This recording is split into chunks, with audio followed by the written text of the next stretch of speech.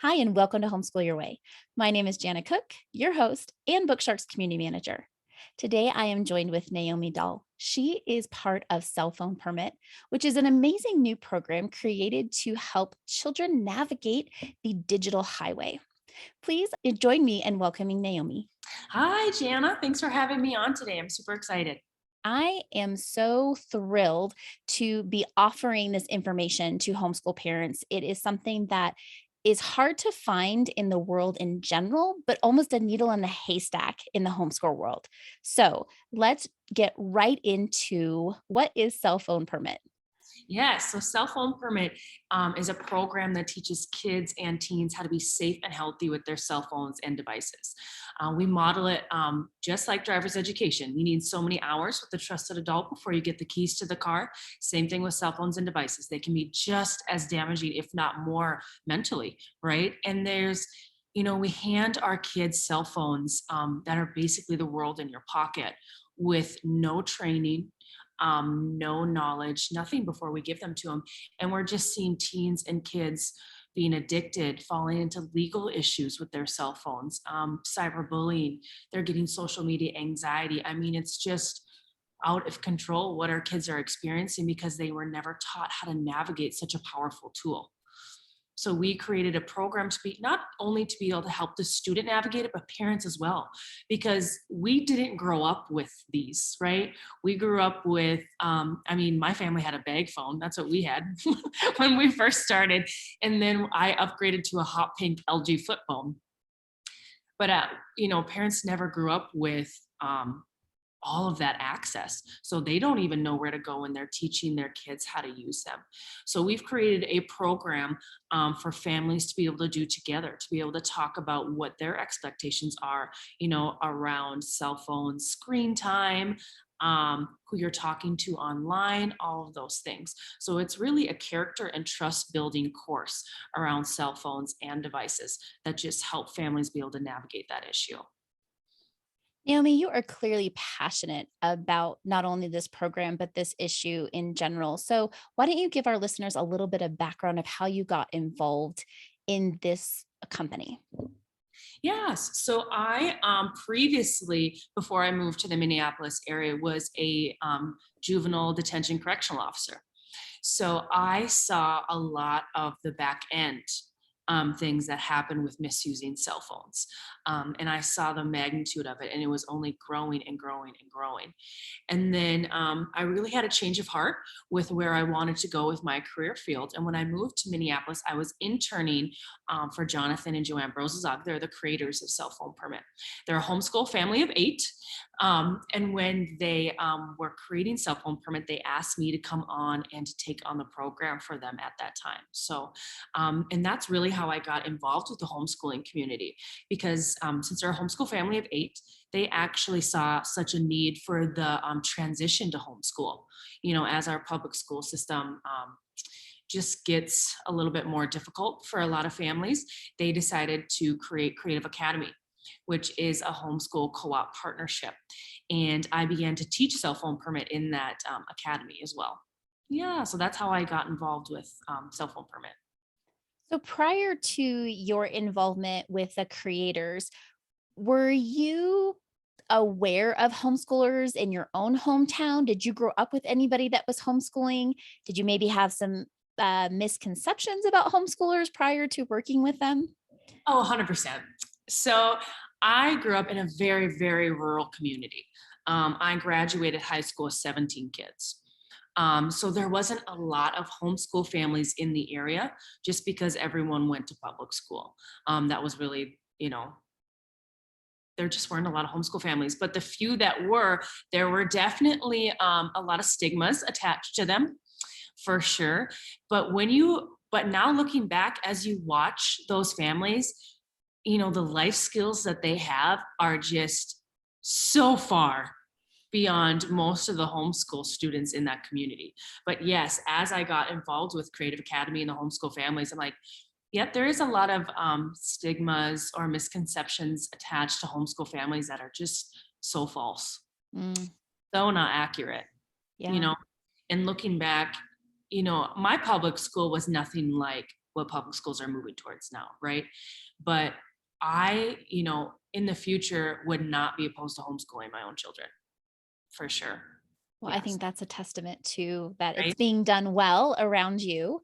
Right. I love to tell people that, yes, we wear pants. We're not the homeschoolers that we have TVs on Yep. almost every room. They're not on all the time, obviously, when we're schooling, but Right. there's those things that, you just think, oh, well, you hear homeschool and then you immediately have this picture in your head. And I love just coming in and crushing that picture and Yeah. going like, no, that is not how it has to be. And actually, just like the title of our podcast, Homeschool Your Way, you really can do it any way you want. We don't Right. have to fall into these categories that society has previously made for us, but we even maybe make for ourselves. So, why don't you go ahead and share a homeschool hack for our listeners? Yeah. So since I'm the cell phone permit administrator, I thought I would bring up a hack with cell phones. So we don't recommend cell phones or devices in the bedroom, right, alone with students. But even if you're in the living room, using a laptop or your cell phone as a family, set a timer when it comes to like 7 o'clock or later in the evening, where you turn your blue light on your iPhone to red light, because the blue light is really, really damaging to your eyes and the retinol in your eyes. There's been a lot of eye doctors that have come out with this new generation has like no peripheral vision, or they're really struggling with long distance because they're just glued to their phones, and that blue light is seriously affecting their vision. So turning your devices and your cell phones onto red light will help so much. And putting the timer on it so that it automatically goes to red light also helps with, oh, I've been on my phone for a good amount of time. I think it's time to get off. So I think that's one that of our hacks. I think that's a great hack for parents Yeah. in general. I know that I can find myself kind of getting lost in social media or the news apps. And the next thing I know, I look up and I'm like, where did my time just go? Not realizing, how quickly time slips away when you are focused on a device right in front of your hand. You are the second person I've talked to in recent weeks that has mentioned that peripheral vision in younger children of this generation is lacking. And when I first heard that, I thought, oh my goodness, how can that be? But both you and the other speaker that I was talking with said the same thing. When you're so focused on just like, 2 feet in front of you, you're Right. not using the muscles that are Yes. necessary outside of that focus. So, I don't think that's something that a lot of parents are even aware of because, again, you and I did not grow up with a smartphone, like even Right. if you had a phone when you were younger. I think I was 18 when I got my first phone. So, I mean, they have been around a long time, but it wasn't the same. They weren't the same. They were Right. merely used to talk on the phone. And my husband and I will laugh at our daughters. They'll be like, well, can't you just call them? And my kids are like, oh, why would we call somebody? And it's like, well, isn't that was cell phone? That was their design, is so that you could speak to someone anywhere. And we've even evolved past that in recent years. And this generation actually would rather communicate over the phone than hang out with their friends in person. So not only are we, this new generation is struggling like physically with their eyes with cell phones, but we are really lacking social skills. Mm, I mean, really lacking. The fact that over 80% of Gen Z would rather communicate over their cell phone with their friends than in person is devastating. yeah, I mean, devastating. it is hard to believe. Yes. Yeah, it's needed. So education with cell phones and devices is so needed, because I think a lot of parents just see it as just this little, tool that's in your hands, but I don't think we realize the magnitude of what that tool can reach. So 83% of sex trafficking cases happen with online solicitation, and 7 out of 10 people online are not who they say they are. So Mm, it's no longer, the guy offering kids candy at the playground. Now it's the people pretending to be teenagers in a chat room in Roblox, or chat rooms in any games like that. So it's like these conversations need to happen, just because, and sextortion cases are out of control, um, where predators are pretending to be teenagers and asking for images. And if they when they send them, they start to exploit them, right? Mm. And for money. And now we have teenagers committing suicide because they can't see past that image circling right around right now is not the end of your life. So, and that's happening in communities all over the place. You talk about, this generation where we're seeing children younger and younger have access to smartphones in particular, because that's the type of cell phone that's going to be connected to the internet, right? That's the one that's going to connect you to outside just using a text with a family or calling somebody. Um, but we're handing over these, you're saying like giving the keys to the car to an Right, 8-year-old and saying, right, okay, don't hurt yourself or anybody else, and then walking away with no instruction. right. Why do you think, when you're talking to families, when you're seeing these students, why do you think that we haven't seen the importance of a program like this before now? I think because now with how big social media is, now that the consequences are being posted and they're circling around on the news where they weren't as much before. And this Gen Z is the first generation to be born into the world of technology. So, right. So I'm a millennial. So I know the world before, smartphones and the metaverse and all of that. And I know it after, where Gen Z knows nothing but technology. Hmm. So they are born into it and they're outsmarting parents, right? So they're outsmarting, like if we put parental controls on, right? If we can shut things down, they watch one YouTube video and they know how to get around it all. So that's why we created Cell Phone Permit, because it's a character and a trust building course, because we're not always going to be with them when they need to make those decisions. They need to be able to make those on their own. Because we get asked by a lot of families, like, do you have like a Big Brother parental control app? And we do have our recommendations. But at the end of the day, this is a heart and a character issue that we need to tackle. Yeah. Mm. And that is something that we really haven't seen yet. We have seen the controls, and we have seen the different techniques that parents have used to limit, but without explaining to children why we're limiting these things. They don't necessarily understand. I fought my teenagers tooth and nail about being on social media. I didn't give in till 16. And even then I'm like, man, I wish I would have held out a little bit longer. But I would say that for me, even though I am in my 40s and I have Facebook, which I guess is antiquated at this point, like, right, it's for the elderly of us 40 and older. Um, but I'm not on there. I'm not aware. I'm just like, okay, fine. So what is this? I hear different things about different apps. And so I try to limit that and talk to my kids about it. But you're right. It would just, I mean, my kids really, one of my daughters even said, Mom, I could go behind your back and get the app. How would you ever know? Because there's like sneak apps. There's apps that they can download that actually hides the app that you told them they couldn't have, and you would never know. And so with your program, what you're saying is that you actually talk about those things instead of just restricting them. There's a dialogue, there's a conversation. And when there's information shared, and the heart behind the control, for lack of better word, is protection. I'm sure you've heard of families who wish they had had it before something that they Yes, experienced. absolutely. Yes. Um, And that's the first thing that we go over with our students in class. Is we have them list out their family values. So we have them write down about 5 to 10 family values, which some of the most common ones are trust, love, friendship, compassion, a lot of those, right? And then as we go through the course and we hit topics like cyberbullying, if you were creating a fake account that your parents don't know about, does that line up with your values, right? You wrote Mhm. these values down. We didn't write them down for you. You wrote them down. So does this line up with who you said that you want to be and who you want to represent? So everything is just them reevaluating themselves as they go through how they would handle different situations on the internet or online. And that just really helps make them think twice or maybe 3 times about posting something, because that's a big thing that this generation doesn't understand, is that whatever we put out there stays out there. We are big on what is our digital tattoo. And we talk about professionalism, because our future employers and if we plan to go to college, the first thing they look at is our social media or they'll Google us, Mm. because they don't want someone misrepresenting them and their values as a company. So we go through all of that. You can't think of just right now.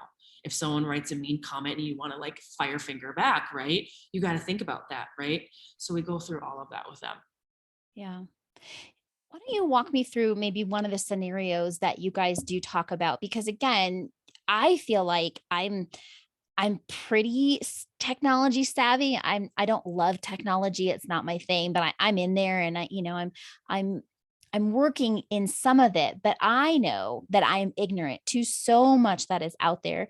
Part of it is I don't have the time to know. I mean, there's apps popping up and different social medias popping up. I mean, the first time I heard metaverse, I'm like, what are y'all talking about? Like, and it's like, Right. oh, well, Facebook just changed their name. I'm like, oh my gosh, now they're running the world. Like, so for Yes. parents who maybe are unaware of some of the pitfalls of social media or an app that their child may already have that they don't even know what could be happening in there. Right. Yeah, there's a couple. So you were talking about apps that can hide things. So those are called vault apps.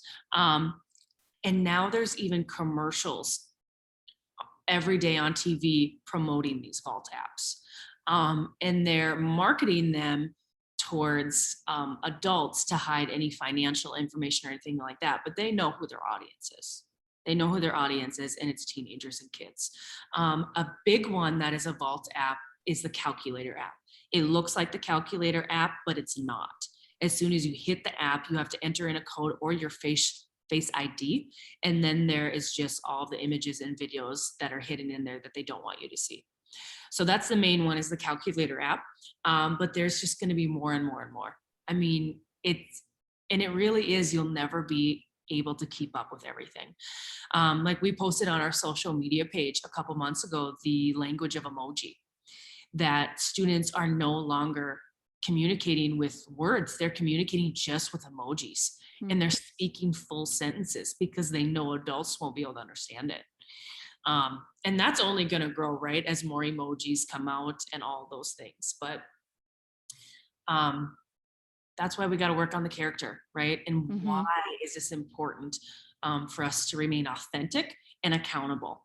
And we go through, there's a video that's pretty funny in the actual course.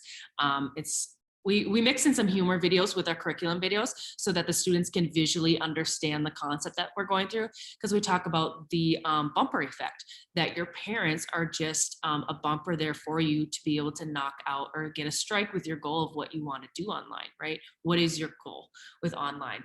Um, so we have a good analogy video of them bowling and things like that. So to connect that, we always throughout the whole course are really reinforcing the partnership with your parents, and that your parents aren't doing this to make your life harder. They're doing this to help keep you safe. Mm. Because even though your students might know how to work technology better, no one knows the situations better than you, because you've lived these situations, even though they're happening through technology now. Yeah. Yeah. Hmm. Now you talked a little bit in the beginning about the creators. What was their muse for this program? Yeah, so they're now 16-year-old. They were looking at getting him a phone a couple of years ago.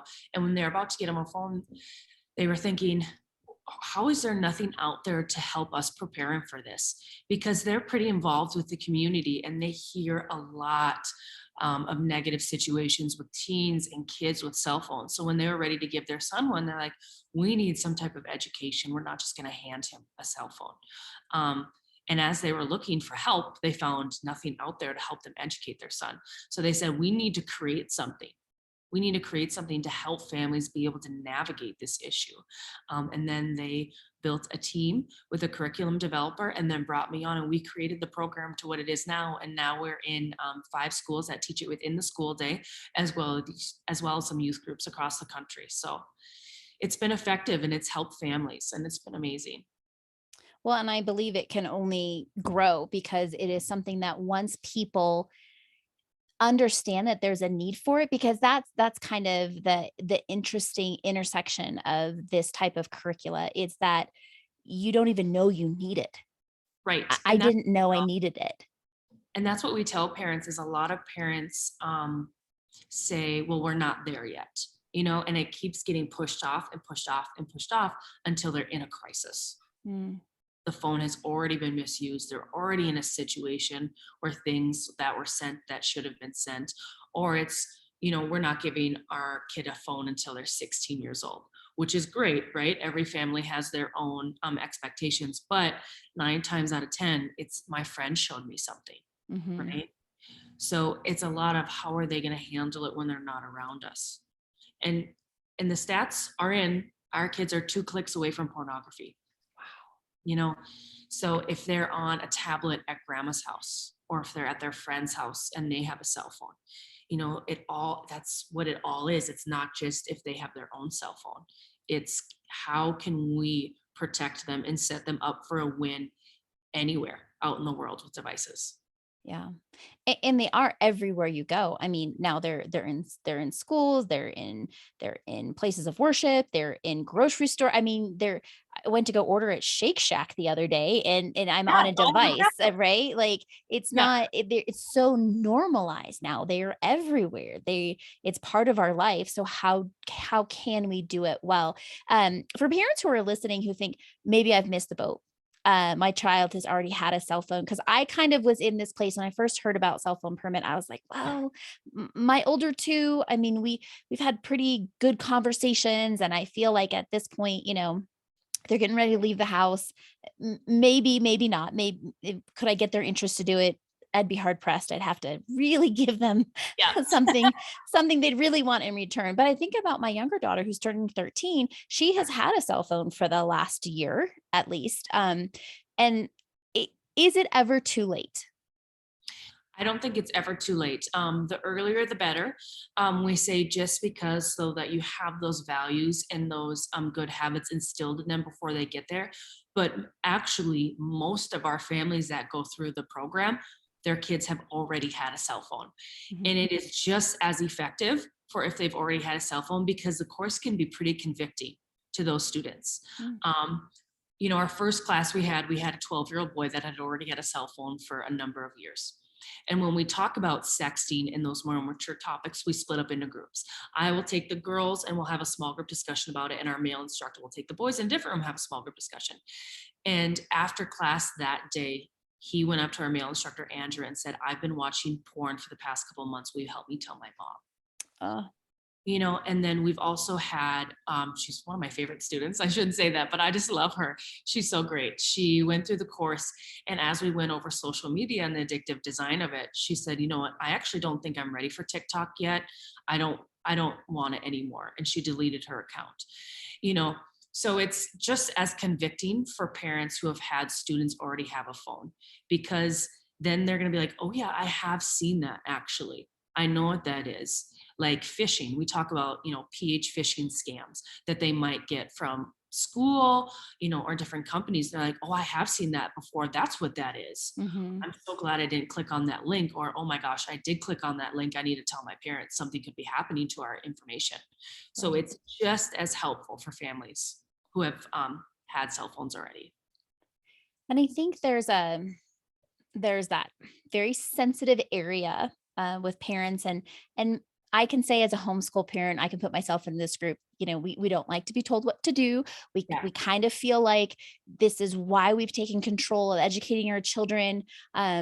That maybe I've told my children not to do that, or like in our household, my husband doesn't have any social media. Part of his work is it just wouldn't be beneficial in any way, and so he's never had it, and so he always just says, just get off of it, just don't use it. And then I've worked in social media, and so I'm like, well, it's not an all or nothing. Like there has to be a happy medium. And so I feel like cell phone permit kind of meets that, because whether you decide it's not for you or you're already in it and you want to take a step back from it, you really have to have a guide to know where it can lead, instead of just saying, don't eat the cookies, right? Because as soon as you Yep. walk out of the room, those kids, that's what they're going to gravitate to. That is our human nature. Right. So, how do we say, hey, those cookies are for later? Let me explain why. And I feel like this program does a good job kind of taken out the mystery of, oh, my parents don't want me to have that. Why? And saying, hey, let's be honest, because this is why, Yeah. these are the things that are out there that I don't even know about, but I hear about, or, it's like, man, I don't want you, like that bumper illustration. That's such a good illustration. It's like, oh my gosh, I want you to get the strike, baby girl. Like, Yes, absolutely. You want your kids to win. And that's really what we reinforce, is that your parents are your greatest ally.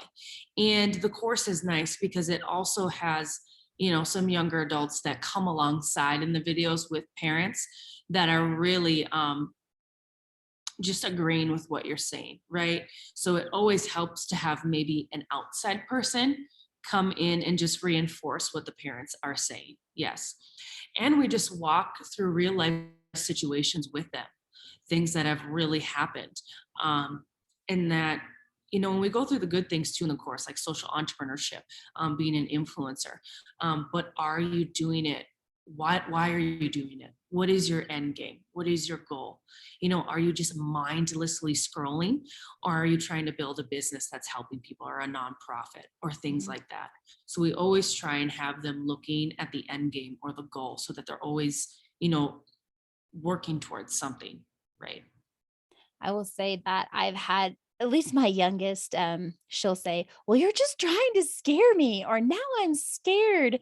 And it breaks my heart because I'm like, that was not my intention, but I also Right. need to make sure that you understand some of these things. So I'm excited to do this course with her come our school year, Yep. because I want the proper words. I want the proper perspective. I don't want to be a scared parent who just wants to shut it all down and isolate and say, no, we can't have any of this because it's all bad. Because as you point out, it's not all bad. I Right. mean, when I first got on Facebook, it was to connect with people that I had known throughout my whole life that live in different states that I would never necessarily see again. And so it has good purposes if you are using that. And I think that's true with anything, right? It's about, like you said, it's about our heart. It's about the intention and the values, so that instead of the device and the media telling us how to live, we're telling what we have in our hands how we're going to live.